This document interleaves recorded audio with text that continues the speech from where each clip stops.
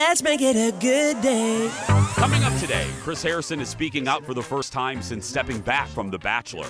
Then, is that Friends reunion still happening? We have the answer in the hot dish. Then Dax Holt talks with the always outspoken, always unedited, always unfiltered Adam Carolla. And he'll give us the 411 on the conversation.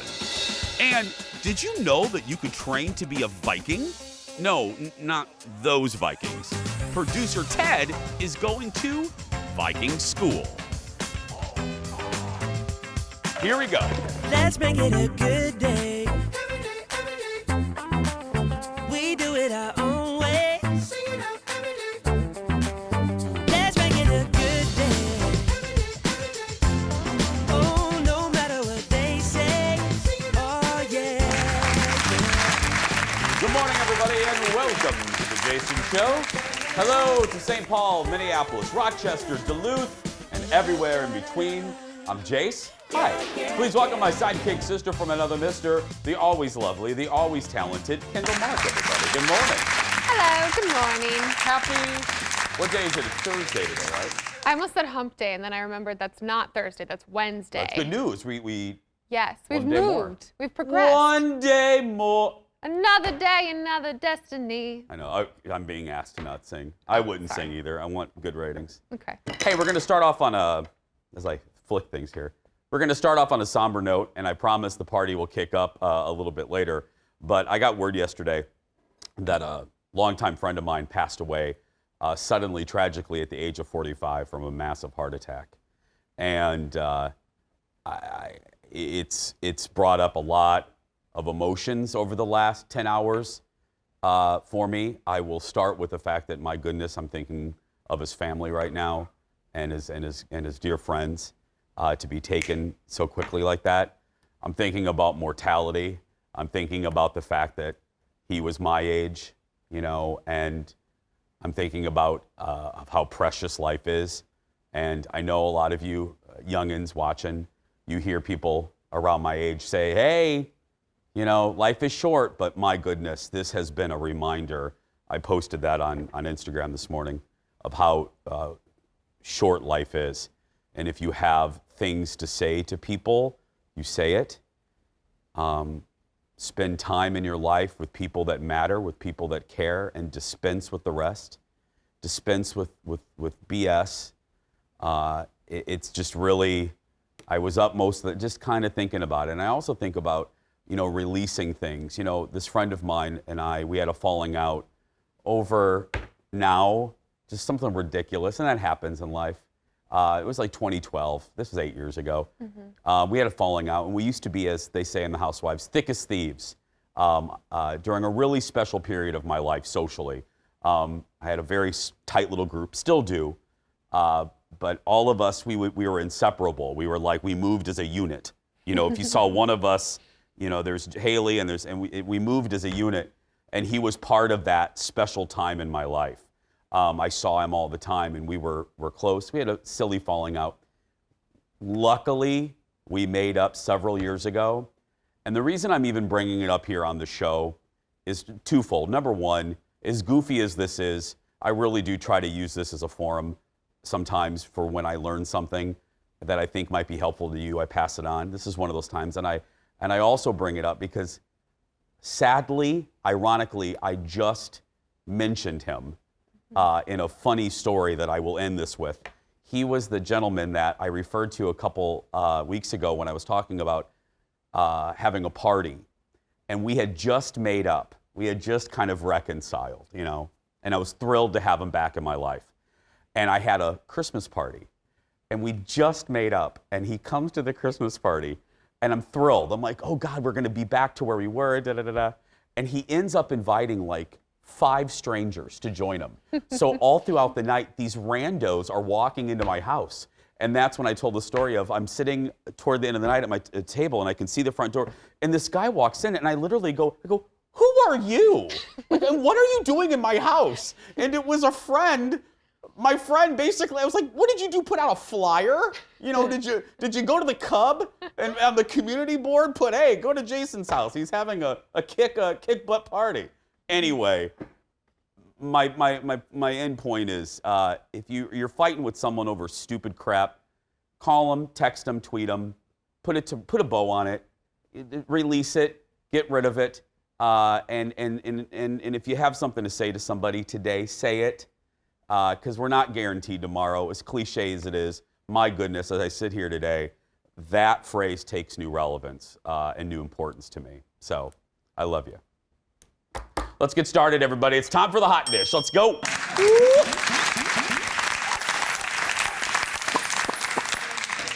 So, big dish today.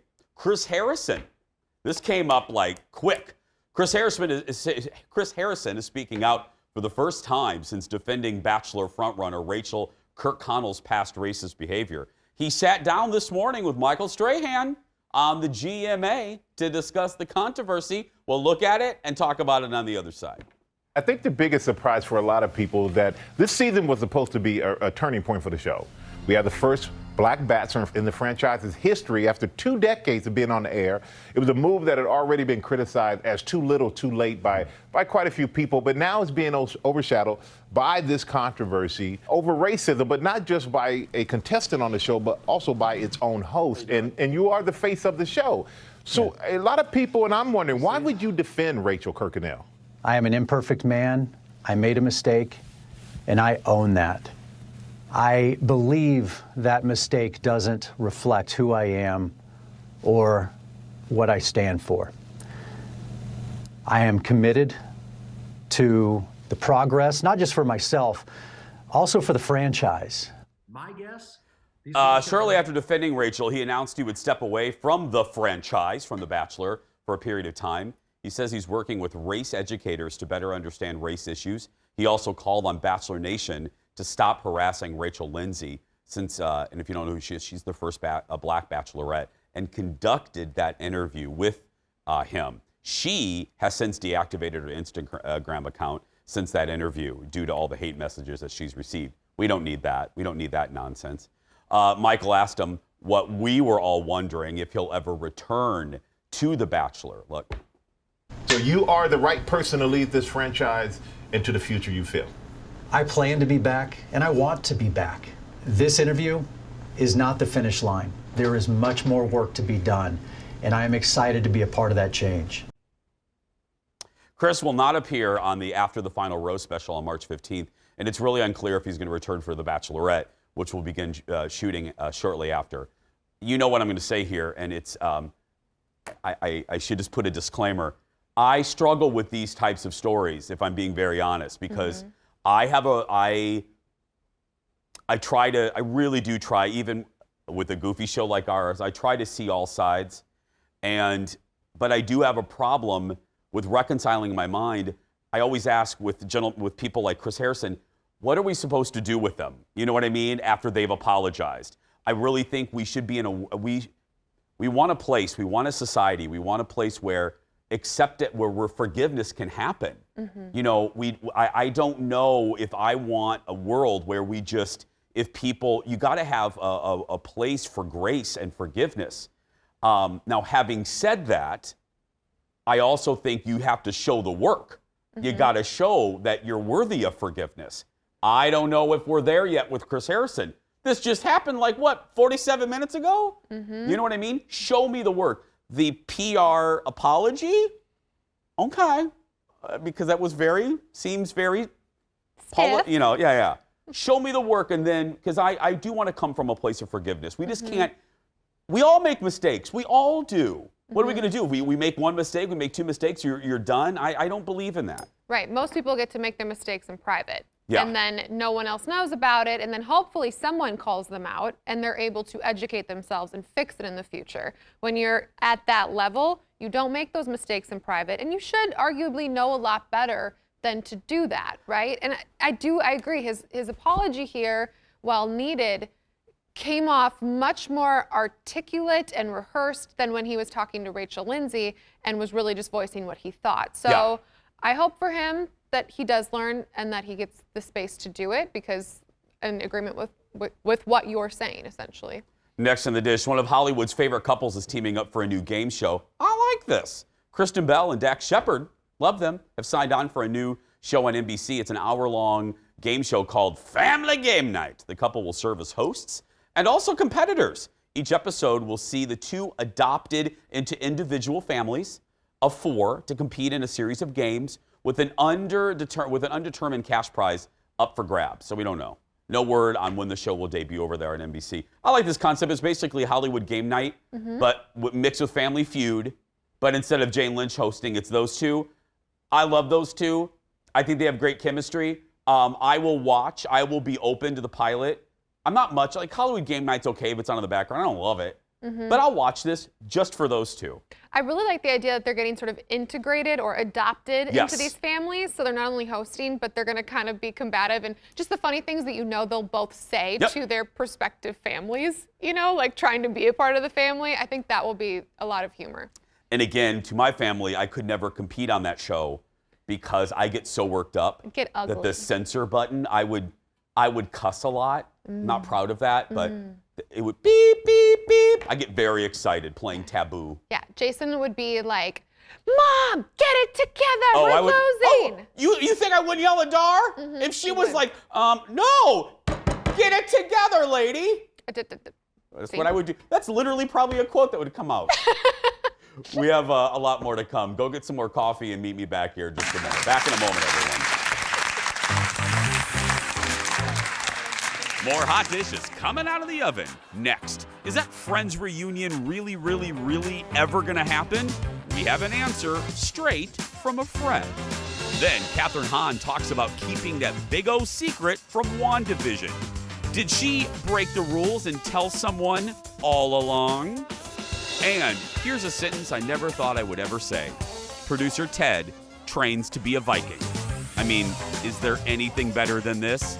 I don't think so, and it's all coming up.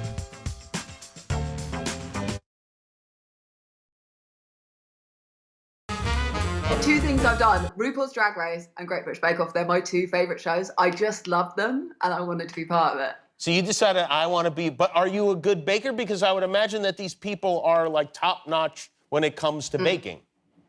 I thought I was a good baker. I was asked if I had experience. I said, yeah, I'm going to be one of the more experienced ones. And then it just, without giving too much away, it just went downhill. From basically the word go, I thought, oh, okay. You crumbled under pressure? Is that what happened? The thing is, I didn't crumble. It's just everything I thought was good wasn't good. Oh. Yeah, Who told you it wasn't good? Did you think it wasn't good, or did the judges say it wasn't good? I thought it was amazing. I was like, don't know why you're being so harsh. How do you know it wasn't good? Maybe it was good, and maybe they were wrong. Maybe they were.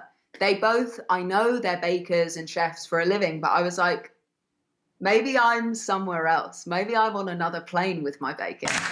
Maybe you are. I can't wait to see that episode of the Great British Bake Off Celebrity Edition. Daisy Ridley on Kimmel last night. She's another one. That irritates me that no, not her. I love Daisy. But that she had to leave social media because of online monsters, during Star Wars. She did? Oh, yeah. She left. The toxic, there's a river of toxic fans in Star Wars. Just like every pop culture property, there's always a river of toxic fans. Yeah. They drove her from social media, and Kelly Marie Tran. They're still awful. People are still writing articles about the last Star Wars movie, and I'm like, girl, grow up. First of all, and I'm a Star Wars geek, get over it. It is now a year and 3 months and a coronavirus. Enough. Take your Cherry on top. Take your Ewok bitterness and walk on. We don't need that. I don't have time for bronchitis or that nonsense. More late night. Leslie Jones was on with Fallon, and she continued, I love this, to talk about her love of cable news, including our guy, we love him, Mr. Map, Steve Kornacki. Look. But then I switched over to MSNBC, and there was a nerd of all calibers. He was dressed for the occasion. He was stressed out. He was wrinkled. He was disheveled. He was concerned. You could tell that man had washed up in the washroom. You know how you see them scenes in the news movies, and they be and they be like, "Come on, Joyce, you gotta give me the information." That's Steve Cornell. Yeah. I heard that you got mad at him when he was going on other things. He was doing other stuff. You go, "Stop it! They're taken from you." Why is you passing Steve around like a joint? He's not a joint. He is a valuable statistician. It's just you can't be putting him on. He doing football stat. I bet you Steve was dying inside using them numbers for that mess. Oh, they did. They did kind of like loan him out to NBC Sports. It's like, come on, jump the shark. I love Steve, but just keep him at the board. They always, I feel like the big wigs sometimes do that, and they often do that at different things. Like, this has made it huge. People love this. It's viral. Let's just like blow it up way too much. Kendall. I know what you're gonna say. Kendall. Yes. Executives are always right. Always have the best ideas. The executives that pay me do. Right. Our bosses here at Fox are always right. Right, Mem? Next in the dish, the highly anticipated Friends reunion special on HBO Max is finally happening. The special was supposed to be taped last year, but the COVID put things on hold. David Schwimmer talked about it on Andy Cohen's radio show yesterday. Let's hear what Ross has to say. By the way, what's the update on the Friends reunion? Have you guys shot it yet? We're actually in a little over a month. I'm heading out to LA. So finally, I mean, we figured out a way, I think, to film it safely. Right. There's going to be a portion of it that we film outside because of, for safety protocols. That's great. And is Ellen hosting that? No. She's not. Do you know? Can you say who is? You know what? I don't know if I can, actually. So okay. All right. That's a great question. We'll leave it there. I should have found that out. Pivot. Now, there were rumors, Andy's right, that Ellen was going to host the show, but that's not going to happen now. Now I'm wondering, you know who I think it is? Who? Maybe a famous guest star from one of the episodes. Maybe a Brad, maybe Julia Roberts, maybe someone that was a special guest, famous special guest on. Maybe it's Reese Witherspoon. Was George Clooney ever a guest on the show? I don't know. I don't think so. Because I just want George Clooney to host it because I think he's so attractive and so funny. You know what? Can I just say something? And I've said this before, and I'm going to shock people with this. What? He's never melted my butter. Pardon? No, I mean, I think he and John Hamm, and I know some of you in the audience are going to be like, what? Everyone goes cuckoo for Cocoa Puffs over those two gentlemen. Yeah. John Hamm and George Clooney. No. But I mean, like George's personality. That's fine. But no, it doesn't, Amal Clooney loves him. How can you not love him? She's a mall. Yeah, no. I'd rather, no. I'm rethinking this entire relationship. It's all right. I mean, I fire you, 5 times a week? It's true. Yeah. Hold on a minute. I knew this was... Oh! I knew. The better Matheson. Colin Matheson, he's the Friends expert. Oh, yes. Seriously. If we ever have a slow day, we should just do Friends trivia with Kyle. George Clooney was on Friends, you're right. Thank you, Colin. Tyler, get her the gold star for today. There we go. Okay. This next story is dedicated to Jace, our sweet friend who got our logo tattooed on his leg. Yes. We're doing a Janet Jackson story. Here we go. Janet Jackson has signed on to participate in an authorized documentary about her life and career. The 2-part project will air in early 2022 on both Lifetime and A&E and coincide with the 40th anniversary of her debut album. According to The Hollywood Reporter, Janet, Miss Jackson if you're nasty, offers unprecedented access. The doc will follow her career, her famous family, and we'll talk about that Super Bowl appearance in 2004 with Justin Timberlake. I'm no longer legally allowed to say that name with Janet. It's in a contract somewhere? I'm kidding, but I mean, we shouldn't put those two names together anymore. Janet fans do not like that. No. Producers have been filming the feature for 3 years. Look, all kidding aside, I love Janet. I grew up with Janet. I remember it's a big deal to go get the Rhythm Nation album when it debuted right after Thanksgiving one year. And we were driving back from my Aunt Pat's, who, by the way, it's her birthday. Hi, Aunt Pat, I love you, my godmother. We were driving back from Thanksgiving, and I begged my mom to please let me stop at the Marquette Mall to get the Rhythm Nation CD. My mean dad would not pull the car over. Mean dad? And as only children do, I pouted. I pouted for at least 8 hours. Like this in the back seat? Oh, fine. Yeah. Grade A powder right here. Everybody who knows me is going, Tyler, I didn't ask for you to nod your head. No, children do that, and I do that. That's right. Very good at the pouch. No, but this is going to be great. She has Janet's life, I mean, a lot of people think of her as just a music star. No. Like, I remember my first entry with Janet was Different Strokes and Good Times. I knew her as an actress first. And then Control came out, Litters of Kittens. I was like, this is... Meow, meow. This is the best album ever. She is everything. She's an icon. I mean, she is. She's iconic. Still one of the best concerts ever. Next in the dish, earlier this week, we showed you the Real World Homecoming trailer. The show debuted on Paramount Plus overnight. We'll talk about that in a second. We now know why cast member Eric Nees was not allowed to move into the house. Remember we told you about this? He was the one that wasn't in the house. Well, our imaginations were running wild. We were like, girl, is there drama? No. It turns out he tested positive for COVID. He says he didn't have a temperature, but could feel something in his body. He stayed in a hotel room not far from the loft, and he appears via video screen in the show. The cast also confirmed the limited series event was filmed over 6 days, so not as long as the original stay. So yeah, how long was the original stay? Were like months or weeks? See, this is executive producer Jeff has a rare day off. I know, and he knows all these things. And he knows, he would know how long. I can't remember how long the original was. But speaking of Paramount Plus, it debuted. Remember, it used to be CBS All Access. Yeah. And now it rebirthed as Paramount Plus. I spun through it today. It's very nice. It's the same. It looks just like CBS All Access. The interface is the same, which was fine. I don't mind it. The interface I hate, Peacock. Yeah.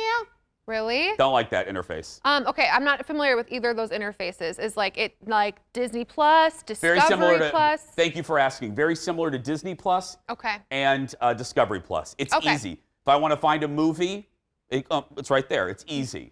So Paramount Plus, and the more I look at it, the more it seems worth it to me. It's like $5 a month. Really? Yeah. It has good movies. All the Paramount movies.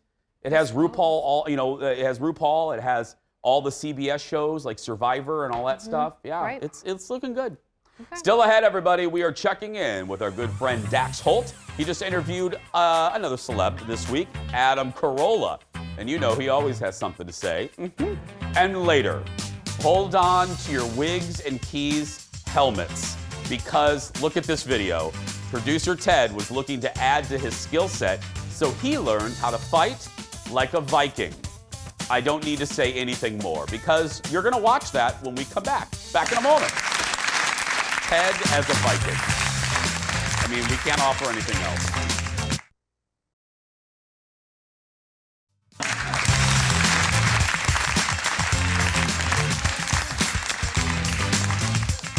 Welcome back, everybody. Our hot dish continues now with our Insider to the Stars. Please welcome back to the show the co-host of the Hollywood Raw podcast and the man that will eventually pay for my Walt Disney World Club 33 membership, Dax Holt, everybody. Good morning, Dax. Hello, Jason. Hello to your audience as well. Dax, sincerely, when we're on the other side of the pandemic, I really need to talk. You need to talk to your folks in California about getting Disneyland back open, okay? If you can take care of that for me. I am so ready for it.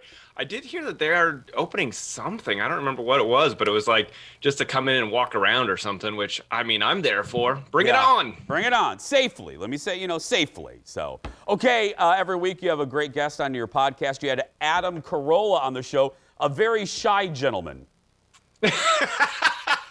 Yes, very, very shy. No, Adam Carolla was the best. He is a very fun guest to have because he's one of those people that speaks their mind. They do not shy away from controversy, and I mean that makes one of the best guests, right? But he came on. We talked all about. Well, number one was we talked about the backlash that Jimmy Kimmel got recently for portraying Karl Malone back on the Man Show, and Adam had his own very opinionated take on that and about his take on society as a whole and how much our society has changed over the years when it comes to comedy, when it comes to just all kinds of stuff. So I'm going to let you listen to the way he says it because I swear I will ruin it if I try to put the words in his mouth. But go listen to that. It was just a really interesting look at all of that. And then we got into some really fun stories that he's had. I mean, he's been famous for so many years. And we just said, you know, what was one of those huge Hollywood meetings that you've had that was horrible? And you just walked away being like, what was that? And he said it actually was with Brian Grazer. And if you know Brian Grazer, he is one of the biggest producers in Hollywood. He works with Ron Howard. They've made some of the biggest films out there. But his story about landing in Brian Grazer's office and thinking that this meeting was going to change his entire life and the trajectory of his career, and how it was none of that, which is a really funny story. And Dax, correct me if I'm wrong, Adam has his own podcast, right? Hugely successful. Yes. Hugely successful. He was one of the first podcasters out there. I mean, he just celebrated his 3,000th episode. But yeah, like you said, he was one of the pioneers of like the podcasting world. Crazy, crazy successful. And the other part that we got into, which was pretty funny, was, you know, we do the speed round on the Hollywood Raw podcast where we will kind of like rapid fire questions at people to find out random little tidbits. One of the things we were saying was like, who's the biggest celeb that you have in your phone? And what else did we ask? We asked, what guest would you not have back on your show? I don't know. There was so many good questions. And Adam, like I said, he doesn't hold back. He doesn't care. He just puts it out there and lets it ride. And it's one of those things, too, and we've said this before, where the best guests are the guests that come to play, right, Dax? That don't. Yep. And Adam is one of those. I think not only he fits that category, but he's also pretty fearless in a time where people, including myself, you know, we sometimes twist ourselves into a pretzel to not offend. Adam doesn't have that filter.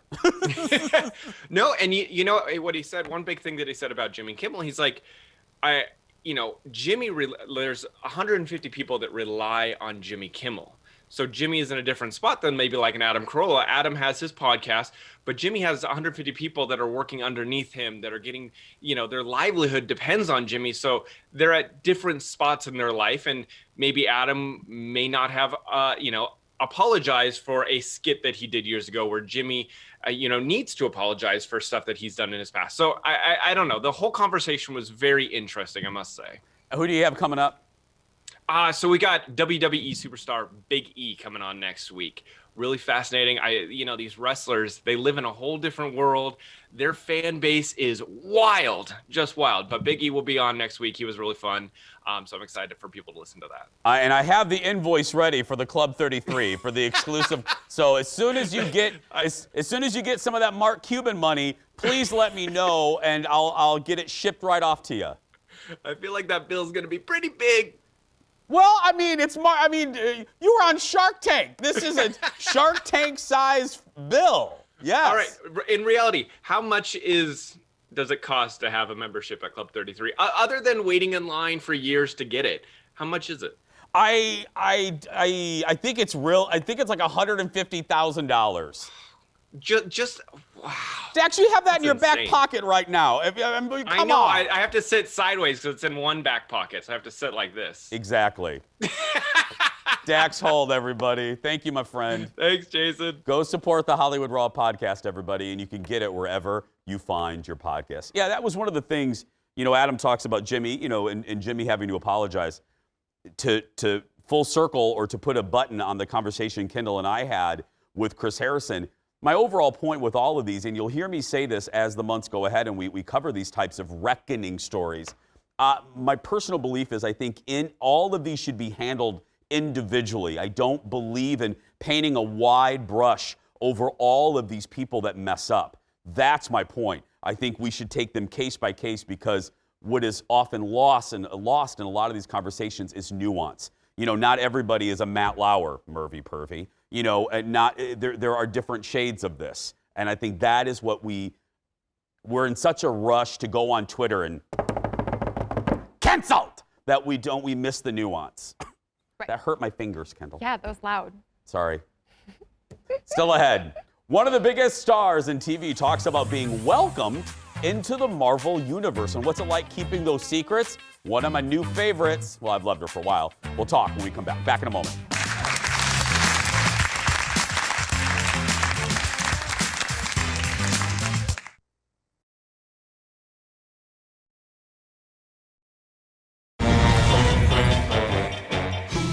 Messing up everything.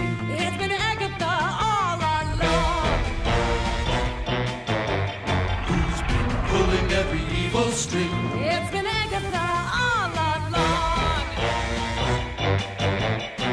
She's insidious, so perfidious that you haven't even noticed. And the pity is. I love it.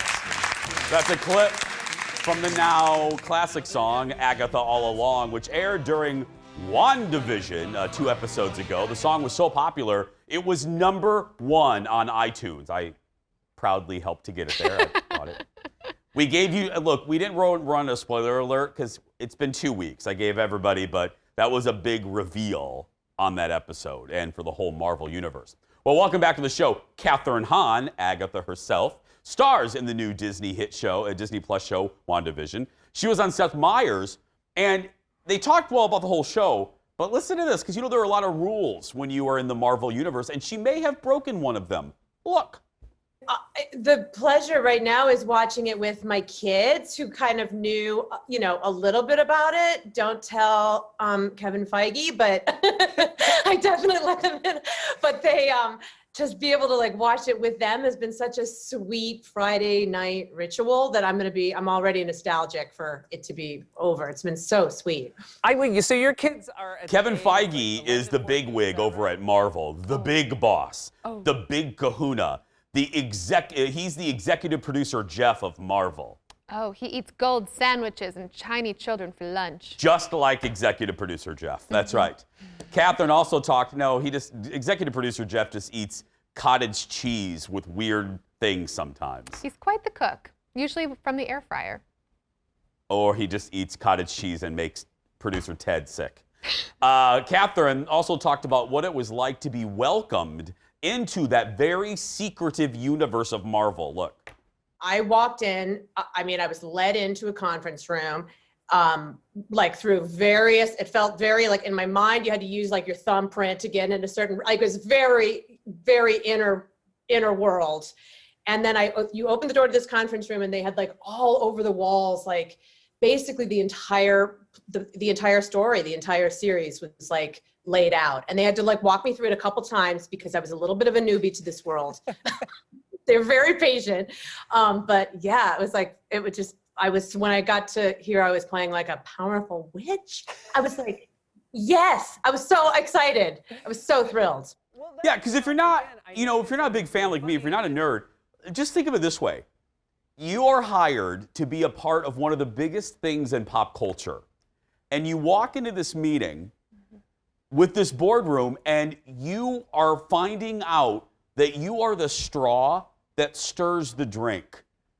I mean, how exciting is that? I mean, you don't even have to watch the show to know what a big moment for any actor or actress. And you can tell no one. And you can tell no one, except your kids. But yeah, that would be the hardest. That would, wouldn't it? Would you, even if you're signing your life away, would you tell Jordan? Like, let's say you were hired by Marvel to play a powerful witch. Mm-hmm. And I'm not calling you a name. I'm just saying that's the character. Continue. Would you tell Jordan? I feel like I'd have to. I would just explode because they find this stuff out years in advance. Like, right? I mean, it's a long time that they know this stuff. I would probably have to tell him. Yeah. And then give him like a blood curse if he screwed up because I'm a witch. Yeah. I would tell Kyle. I would, because Kyle would, oh yeah. Steel trap. Do you think Colin would tell you No. if the roles were reversed? No. Because Daddy likes to gossip. So no. Daddy has hours to fill. Would, I mean, and if he did, this would be, he would go like this. Here's a piece of paper I need you to sign. You cannot say it on the radio show, the talk show, your social media. You can't say, oh yeah, it would be a... You can pass this nowhere. It would be a legal document. The finale of WandaVision, by the way, is on Disney Plus tomorrow. I'm so excited. And sad at the same time. Still ahead. Get ready. Producer Ted gets in touch with his Norwegian roots and learns to fight like a Viking when we come back. And go fight. Right, in the air quotes.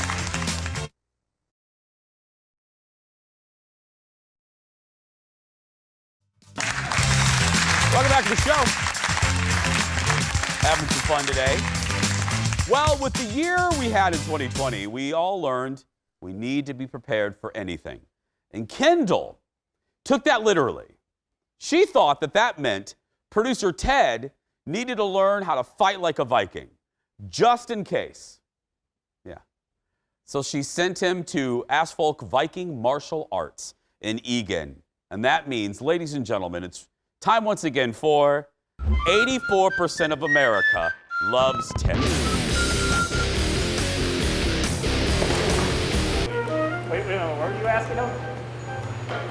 Oh, do you have a Viking nickname? Is that just because you want a Viking name? Well, yeah. I kind of thought that I was going to come in here and get like a cool, like, you know, Ted of the Red Sea. So if someone wants to come in here and throw a birthday party for little Johnny, they can't do that. The stuff that you'll see out on the mats right now, most of that would not be possible for a birthday party. You're swinging wood weapons, sometimes very quickly, toward other people. And quite frankly, without adequate training, you can be a danger not only to others, but also to yourself. Would you say I'm more of a danger to myself or to others at this point? The people I will have you interacting with, I think, will do well to keep themselves safe. So more, you're going to probably be a danger to yourself in this case. Oh, that's right, ladies. I'm dangerous. Not going to give you sharp steel today. You haven't quite made it to that level yet. You do you have sharp steel? I do have sharp steel here. So that's a much more advanced student. But even a wood weapon being swung in your vicinity obviously can cause a lot of pain. We are going to try to create an environment that is going to be safe for you, but remember, safe is relative, right? That's a great question. Most of the time it's just little cuts here and there. We're going to take 9 weeks of conditioning and instruction and condense it to roughly 20 minutes for you. What could go wrong? Absolutely. Do you have like a 4-year-old that does this? I think my youngest right now that is actively engaged is, I want to say 16. That would have been good to fight a 6-year-old. Can you imagine that? I totally agree with this statement.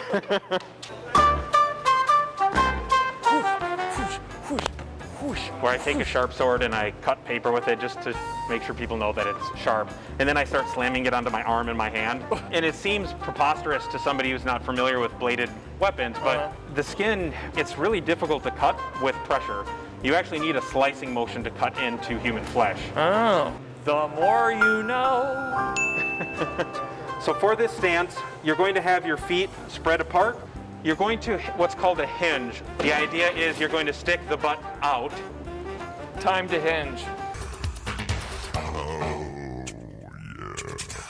The advantage is I can't actually reach your leg without being killed. Put the edge of the shield toward the opponent. Point the tip of that shield toward me as well. So now if you hold it straight out, you'll have even more reach. You'll see I'm even farther than I was before. I might feel comfortable at this speed, right? So I just start swinging them. You don't feel comfortable, so you establish whatever speed you feel comfortable with. It's going to be like a Royal Rumble of Viking fighting.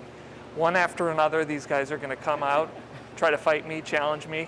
And after I beat them, I move on to the next one. When you students engage Ted, make sure you set speed so you do not terribly overwhelm him.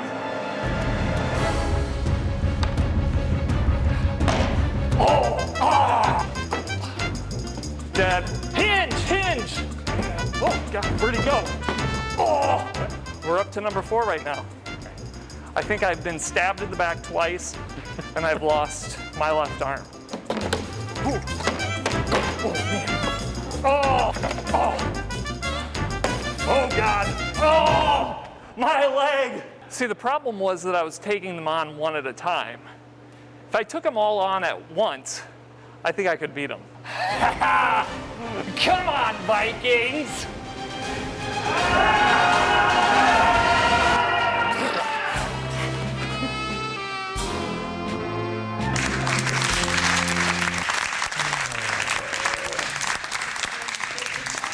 Hey, Ted. Yes. You're making your family proud right about now. I know. The Norwegian side of my family, very, very pleased with that effort. Now, eagle-eyed fans will remember I did this a couple years ago. You did far better than I did. I was killed by like 17 of them. Harder than you thought? Yes, and that shield. I mean, it's not super heavy, but he's, teaching me all this stuff, and I'm just like, yeah. Can we get to the fighting? Because I'm getting a little tired here. Leo, go back to Ted. I need you to put up, I don't think the viewers saw it enough. And please keep in mind, Ted writes these, see the graphic? Ted writes those graphics. That's what we call a chyron. Ted of the Red Sea, certified Viking. Hey, it's just what they said. I think we can get sued for that, Ted. I don't think it's I don't think you're certified. Maybe not. Yeah, Leo, take that. Thank you. Thank you, buddy. To learn more about how you can fight like a Viking, head to assfolk.com. We're going to wrap things up right after these words. Stay with us, everybody. Kendall, you're next. I've done it. Ted did it. You're next.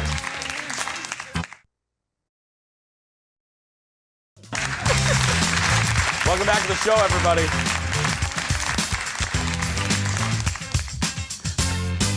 On the Jason Show fan club page, they watched the Ted piece. Yeah. Him as a Viking, and Kim writes, Ted's percentage just went up. Percentage of what though? What percentage of Ted's went up? His sexiness, his manliness, his Vikingness, his likability? Likability, I don't know. Don't forget, you can sign up to be a part of the Jason Show virtual audience. Just go to our Jason Show Facebook page. Just search for Jason Show TV and click the link that we posted at the top. Sign up for a certain day, and you'll be a part of the show. In my hand, I have the Mystic Bubblegum Goodbye question. Are you ready, Kendall? In my hand. In my hand. What was the biggest punishment you had as a child? That answer when we return.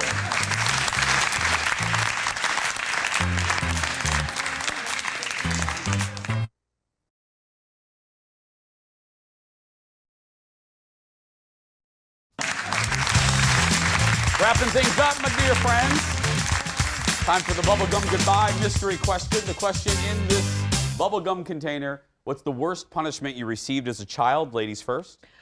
I was a really good kid. I genuinely didn't get in trouble very much. It wasn't until I got older that I got mischievous. Yeah. But I do have a really distinct memory of a daycare. It was in someone's house. We were watching Beauty and the Beast, and I was quoting the movie. And at one point, the Beast says the word ugly. He calls himself ugly.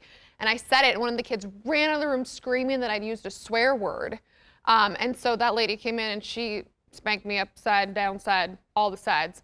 Mama was not too happy when she picked me up, found that out. But yeah. I very remember that. That was big trouble.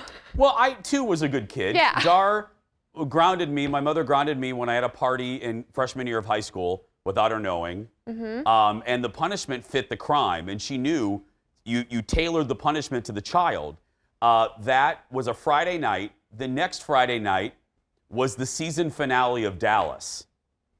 And she forbid me to watch it. I was grounded from Dallas, which was a fate worse than, I mean, it was, if you wanted to break me, that's how you did. That was some Shawshank Redemption up in there. I mean, I was devastated. You were She crawling. didn't even allow me to record it on the VCR. Stop it. You couldn't even record it. And it was the season finale. Dar. Yeah. Dar knew what she was doing. She raised me right. Right, Mom? Tomorrow on the show, we're going to be joined by Melissa Peterman from Reba, Young Sheldon, Fargo. She's going to join us for most of the show. But right now, that is going to do it for us. If you're watching and you're a kid that's being bullied, you go out there and be yourself because nobody can tell you you're doing it wrong. Bye, everybody. Thanks for watching. Be nice to each other.